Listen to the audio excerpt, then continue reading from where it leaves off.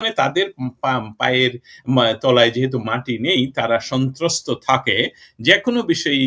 শেখ হাসিনা এবং ভারত, দিল্লিতে উনি কথা বললেই আমেরিকার যে নিষেধাজ্ঞা আছে ইয়ের উপরে, তারেক একজন ব্যক্তি, তারেকের উপরে, সে বাংলাদেশের রাষ্ট্রের সরকারের প্রধান হিসাবে সে কে প্রমাণ করতে পারবে কিনা যে আসলে এটা বাতিল হয়ে গেছে, কারণ কেউ তো বলবে না। আমরা যখন প্রশ্ন করি, আমি এটা প্রশ্ন ইমেইলে পাঠিয়েছিলাম যে আমরা এই সকল পার্সোনাল তথ্য আমরা প্রকাশ করি না, স্টেট ডিপার্টমেন্ট, আমি এটা নিয়ে নিউজ করিনি। আমি বারবার জিজ্ঞেস করেছি। এখন তিনি না আসলে তো এটা প্রমাণিত হবে না যে ওনার উপর নিষেধাজ্ঞা বাতিল হয়েছে, কারণ আমরা জানি মোদির উপরে নিষেধাজ্ঞা ছিল, তারপর মোদি এমনকি হোয়াইট হাউসে, সেদিন আমি উপস্থিত ছিলাম সেখানে, ও মোদি হোয়াইট হাউসে উপস্থিত হয়েছেন। এটা তারেক জিয়ার জন্য একটা চ্যালেঞ্জ প্রমাণ করার। কিন্তু তারেক জিয়ার জন্য আরেকটা চ্যালেঞ্জ হলো ভারতের সাথে।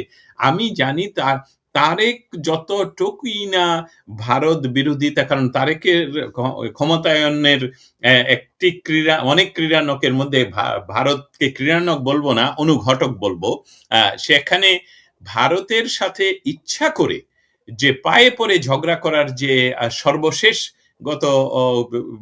গত দিনে যেটা ঘটলো, সেটা ভারত এখন বিশ্বের একটি ক্ষমতাসীন বা ক্ষমতাধর শক্তি, শুধু রাজনৈতিক নয়, শুধু সামরিক নয়, অর্থনৈতিকভাবে।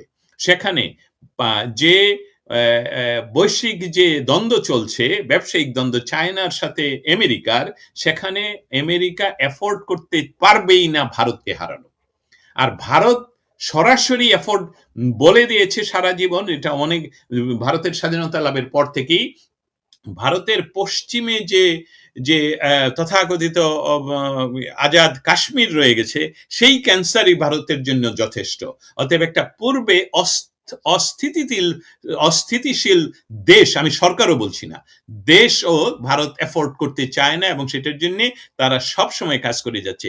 তারই ফলশ্রুতিতে এখন তারেক জিয়া কি এই রিস্ক নিবেন জাতিসংঘের আশা এসে যদি ক্ষমতাচ্যুত হন? কারণ আমি জানি, আপনি জানেন, বাংলাদেশের মানুষ জানে, শেখ হাসিনা কিন্তু ঘোষণা করে দিয়েছেন উনি যে কোনো সময় দেশে ফিরবেন, এবং দেশে ফিরা এটা ওনার অধিকার। আমরা জানি তথাকথিত একটি ট্রাইব্যুনালে ওনার যে রায় ঘোষণা করেছে, সেটা যারা রায় ঘোষণা করেছে তারাই বলে দিয়েছে যে আমরা যে কাজগুলো 18 মাসে করে দিয়ে গেলাম, তার ভিতরে শেখ হাসিনার রায় ঘোষণা, এটা তারা সরকার বলেছে, মানে তথাকথিত সরকার, এটা তো বলে নেই যে আমরা করিনি, এটা কোর্ট করে দিয়েছে।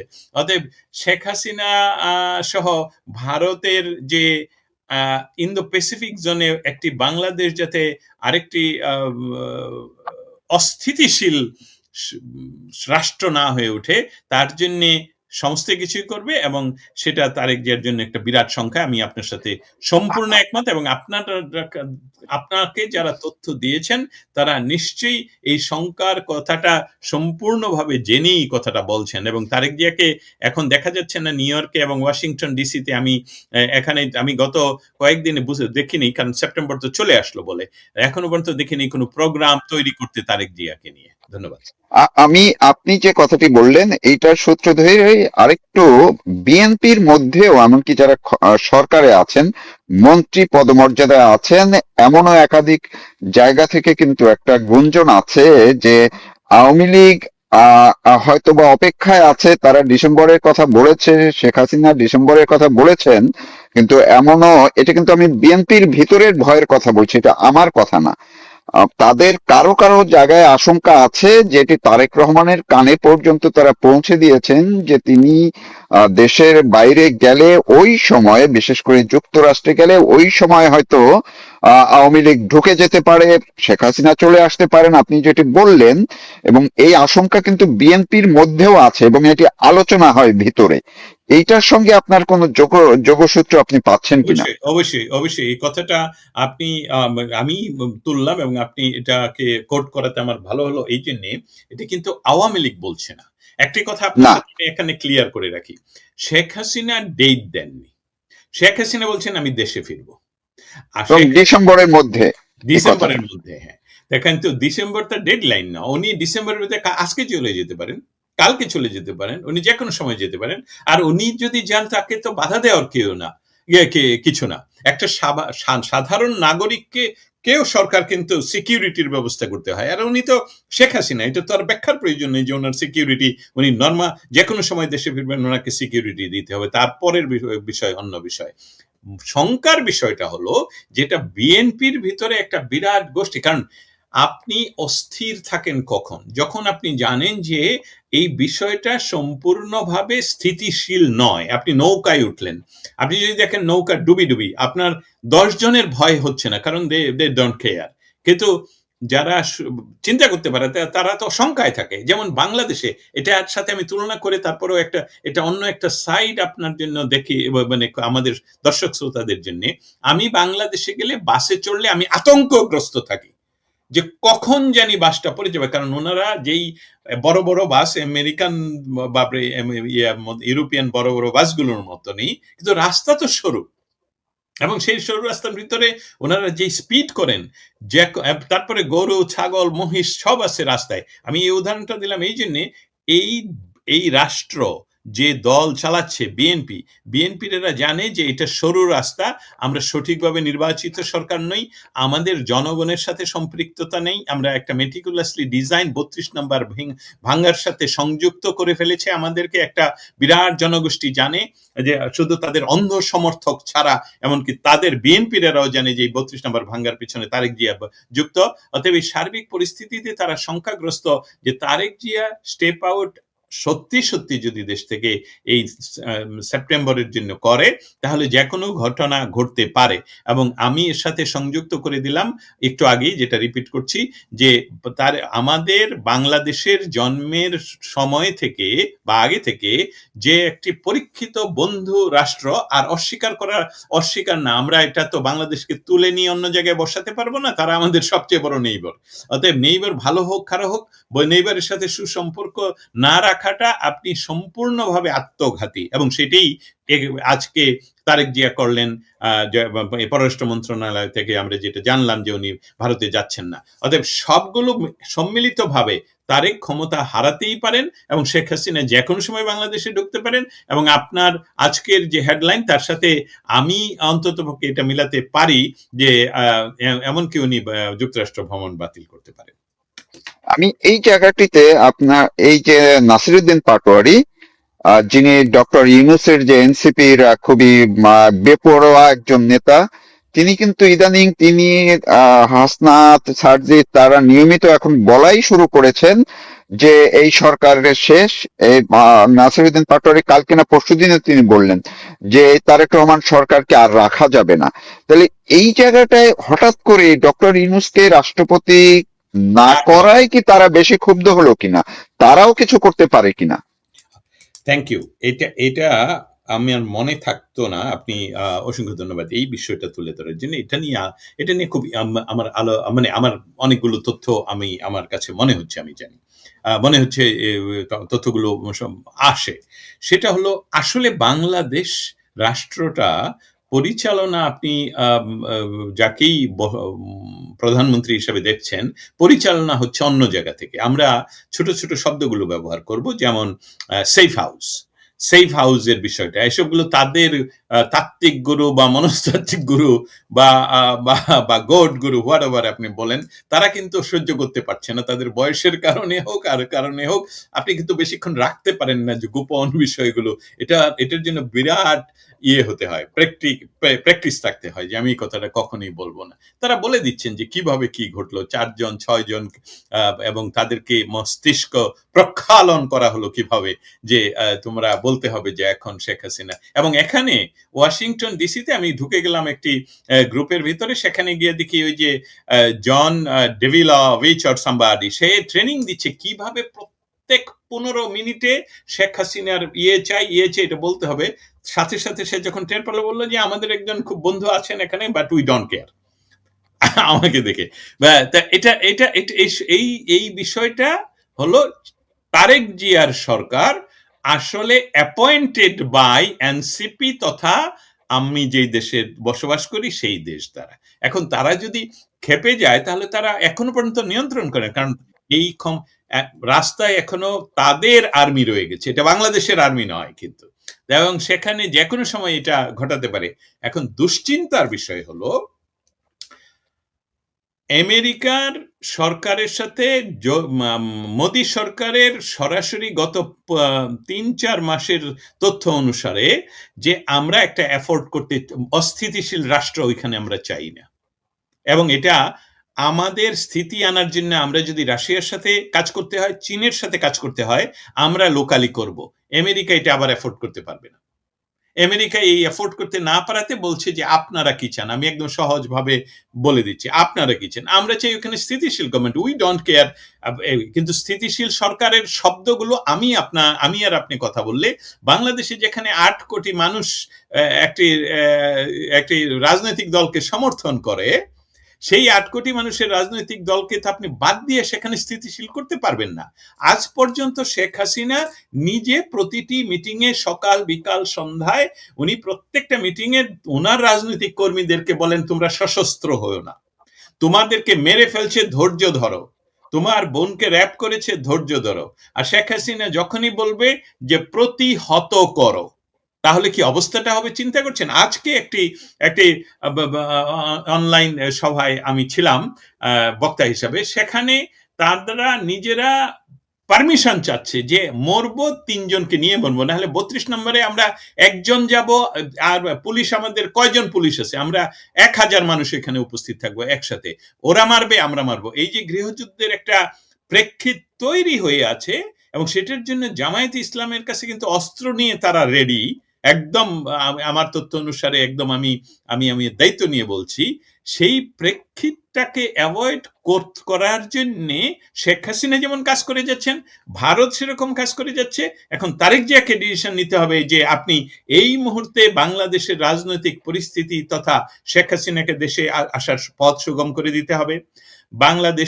বাংলাদেশের রাজনীতিতে জামাতকে নিষিদ্ধ করে আওয়ামী লীগ এবং তার সহযোগী সকল সংগঠনের রাজনৈতিক কার্যক্রমের উপর যে নিষেধাজ্ঞা বা আইন, বাতিল আইন, সেটা বাতিল করতে হবে।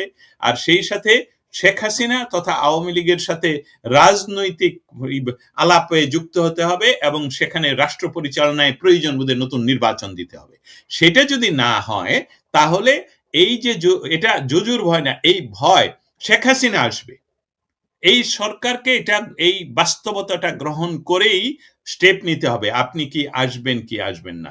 অতএব এটা খুব সহজ সরল ভাষায় কথাটা হলো যে তারেক জিয়ার যুক্তরাষ্ট্র ভ্রমণটাও এখন লিম্বো, যে কোনো সময় নাও আসতে পারে। আমি এইটার সঙ্গে একটু ভিন্ন ভাবেই যদি আমরা ইতিবাচক ভাবেই দেখি, ধরুন কোনো কিছু দেশে কোনো কিছু না হলো, না ঘটলো না, সবকিছু স্বাভাবিকভাবেই আছে, তারেক রহমান যুক্তরাষ্ট্রে গেলেন। তো সেইখানে যাওয়ার পরে জাতিসংঘে তো বিভিন্ন রাষ্ট্রের প্রতিনিধিরা সেখানে উপস্থিত থাকবেন।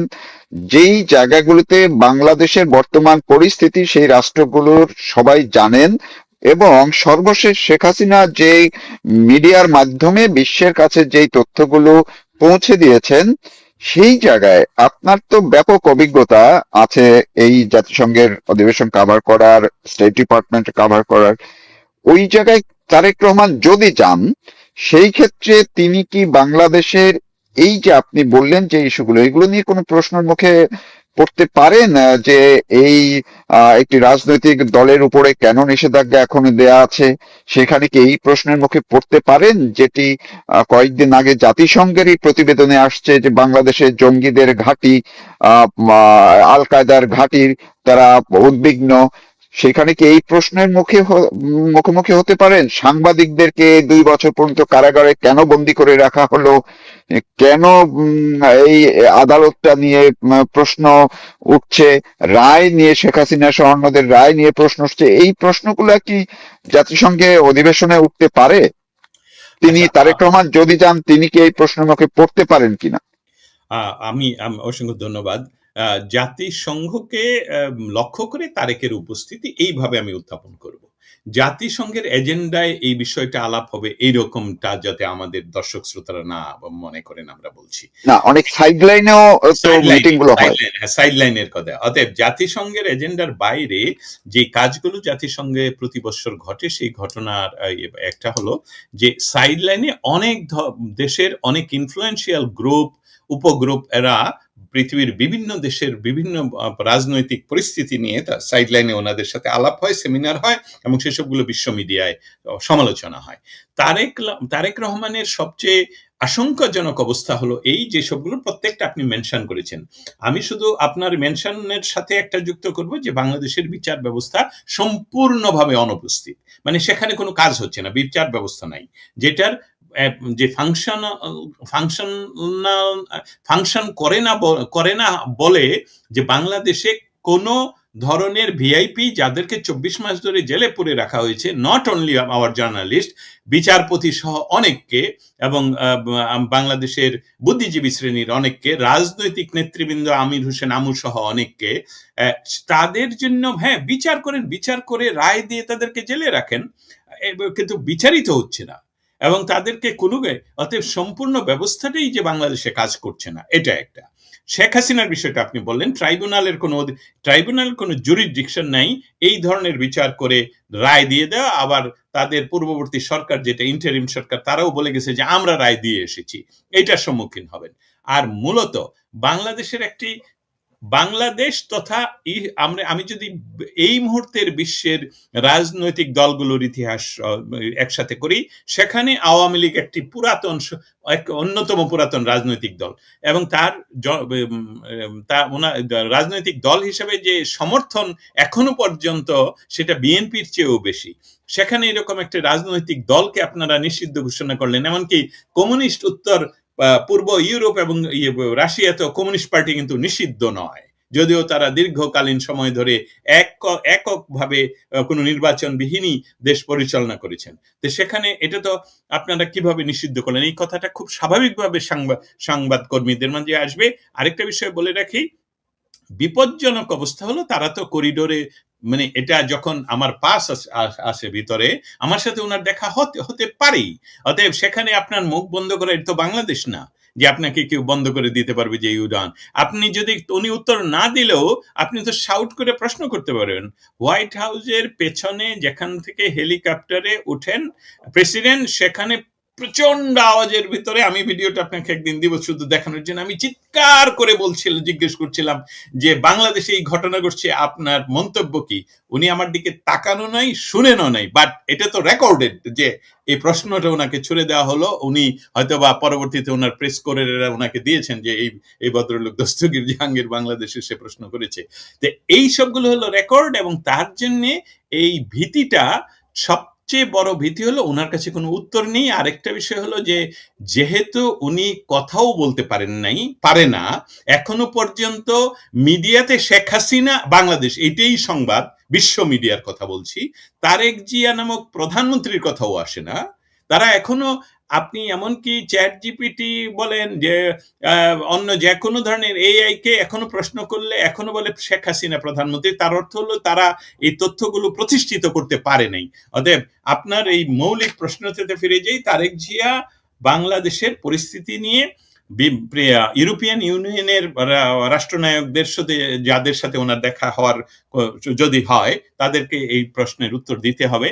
বিভিন্ন গোষ্ঠী এবং স্পেশালি আমি বলবো জার্নালিস্টদের যে বড় বড় ইনফ্লুয়েন্সিয়াল গ্রুপগুলো যেটা ওয়াশিংটন ডিসি এবং নিউ ইয়র্ক ভিত্তিক, তারা ইতিমধ্যে প্রস্তুত, আমি ন্যাশনাল প্রেস ক্লাবের মেম্বার হিসেবে বলছি, প্রস্তুত যে আমাদের সাংবাদিকদেরকে 24 মাস জেলে পুরে রাখলেন, আপনার সরকার তো নির্বাচিত সরকার, তাহলে অন্তত পক্ষে তাদেরকে বেইলের জন্য ব্যবস্থা করেন না কেন? আপনি তো বলেছিলেন আইনের শাসন প্রতিষ্ঠা করবেন। সেই সাথে আরেকটা বড় প্রশ্ন, যেটার উত্তর ওনার কাছে আসলে দেওয়ার কোনো উপায়ই থাকবে না, সেটা হলো যে বাংলাদেশের রাজনৈতিক ইতিহাস, বাংলাদেশের স্বাধীনতা সংগ্রামের ইতিহাসের সাথে শেখ মুজিবুর রহমান যুক্ত, যার নেতৃত্বের আন্ডারে আপনার বাবা মেজর জিয়া করেছেন, মুক্তিযুদ্ধ করেছেন। আর মৃত্যুবার্ষিকী এবং তার বাড়ি যে ভেঙে দিল, সেসবগুলো আপনার সরকার এখনো সেই একই পথে হাঁটছে কেন? এই বিষয়গুলো উনাকে প্রশ্ন করা হবে। আমি এটা আর গভীরে গেলাম না। তাহলে হয়তোবা আ যারা যেভাবে প্রস্তুতি নিচ্ছে সেটাও প্রকাশ পেয়ে যাবে। নট অনলি দ্যাট, আর অন্যান্য ইনফ্লুয়েন্সিয়াল গ্রুপগুলো তৈরি উনাকে প্রশ্ন করার জন্য। এই যে মানবাধিকার সংগঠনগুলোর যারা থাকবেন সাইড লাইনে, তো নর্মালি বেশিরভাগই প্রভাব থাকে, আমরা যা দেখেছি যে মানবাধিকার নিয়েই বেশি প্রশ্নগুলো থাকে সাইড লাইনে এবং ইস্যুগুলো তৈরি হয়। এই 24-এর জুলাই আগস্টের হত্যাকাণ্ড ঘিরে অন্তর্বর্তীকালীন সরকার যে দায় মুক্তি দিল, সেইটা কি কোনো মানবাধিকার সংগঠন, এমনকি ভলকার তুর্কের যে রিপোর্ট, সেইটা নিয়েও আলোচনা আসতে পারে কিনা? খুব ছোট করে, আমরা শেষের দিকে প্রায়। মানবাধিকার নিয়ে যে সকল সংস্থাগুলো এমনকি জাতিসংঘের সাথে যারা রেজিস্টার্ড হিসাবে কাজ করছে, তাদের মৌলিক প্রশ্নটি তারা কিন্তু একটা বিষয় আম ইতিমধ্যে বাংলাদেশ সরকারকে বারবার বলে দিয়েছে যে বাংলাদেশের কোনো রাজনৈতিক অধিকার, কোনো রাজনৈতিক দলের অধিকার হরণ এটা সঠিক নয়। তারপর অন্যান্য বিষয়গুলো যেমন বাংলাদেশে প্রতিনিয়ত যে হত্যা হচ্ছে, সেই হত্যাগুলো নিয়ে তাদের তদন্ত। আর on the top of that যেটা সবচেয়ে বড় প্রশ্ন আসবে মানবাধিকার কর্মী বা মানবাধিকার সংস্থা, বিভিন্ন সংস্থার কাছ থেকে, সেটা হলো পুলিশ হত্যা, পুলিশকে ঝুলে রাখা। সেই পুলিশ হত্যা যারা করেছে তাদেরকে ইন্ডেমনিটি বা এই ধরনের কোনো আইন যেটা অধ্যাদেশ দিয়ে ডক্টর ইউনূস করে গিয়েছিলেন, সেসবগুলোকে আপনারা আইনে পরিণত করলেন কিভাবে? জনগণ তো ম্যান্ডেট আপনাদেরকে দেয়নি যে তাদেরকে রক্ষাকর্তা পুলিশকে যারা হত্যা করবে। কারণ এটা তো এরকম নয় যে একটি রাষ্ট্র আরেকটি রাষ্ট্র শত্রু রাষ্ট্রের সাথে যুদ্ধ করছে, সেখানে তাদের বাহিনীকে তারা হত্যা করেছে, তাদের সৈনিককে তারা হত্যা করেছে। That's not the way.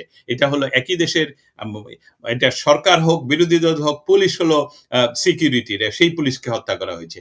Not only that, বাংলাদেশে যে সকল নারী অধিকার সংস্থাগুলো নিউ ইয়র্কের সাথে সংযুক্ত, তাদের তো তরফ থেকে আমাকে জানানো হয়েছে যে বাংলাদেশের নারীদের যে অধিকার বঞ্চিত করা হচ্ছে, এই স্পেশালি এই সরকারের সময়, ইউনূস সরকারের সময়, যারা যে সকল নারীদেরকে রেপ করা হয়েছে তাদের পক্ষ থেকেও একটা বিরাট প্রেসার ক্রিয়েট করা হবে যখন তারেক জিয়া জাতিসংঘে উপস্থিত থাকবেন। একদম শেষ করব এই প্রশ্নটার একটু আপনার কাছ থেকে জানার জন্য, সর্বশেষ পরিস্থিতি। আমার চ্যানেলেই মাত্র 2 দিন আগে যুক্তরাষ্ট্র আওয়ামী লীগের সভাপতি ডক্টর সিদ্দিকুর রহমান তিনি বলেছেন যে তারেক রহমান যদি আওয়ামী লীগের উপর থেকে নিষেধাজ্ঞা প্রত্যাহার না করে যুক্তরাষ্ট্রে আসেন, তার পরিণতি তারা ওই যে ডক্টর ইউনূস যাওয়ার পরে যা হয়েছিল সেই কর্মসূচি তারা নিয়ে রেখেছেন এবং এটি ঘোষণাও করেছেন। তারা এয়ারপোর্টে, হোটেলে, এমনকি ভেন্যুর সামনে তারা একদম দিনক্ষণ ঠিক করে রেখেছেন, কর্মসূচি পালন করবেন তারেক রহমানকে প্রতিহত করার জন্য, প্রতিবাদ জানানোর জন্য। তো সেইটা, তিনি তো সরকার প্রধান হিসেবে যাচ্ছেন, যদি যান, তো সেই ক্ষেত্রে কি হতে পারে ওই সময়? আপনার এটা, আপনি তো তাদের সঙ্গে যোগাযোগ আছে, কি হতে পারে যদি এই দলীয় ভাবে আওয়ামী লীগ এবং বাঙালি কমিউনিটি তারা যদি এই ধরনের কোনো কর্মসূচি নেয়? গত এটার জন্য একটি উদাহরণ দেওয়া প্রয়োজন। গত 15 তারিখে জাতীয় শোক দিবসে আমাদের নিউ ইয়র্কের জ্যাকসন হাইটসে বাংলাদেশ আওয়ামী লীগ যুক্তরাষ্ট্রের আয়োজনে শোক এবং দোয়া মাহফিলের একটা অনুষ্ঠান হয়। সেখানের একটি ভিডিও আমি শেয়ার করি। ভিডিওটা শেয়ার করি শুধু দেখানোর জন্য যে সেখানে সহস্রাধিক লোক একদম অনাহত।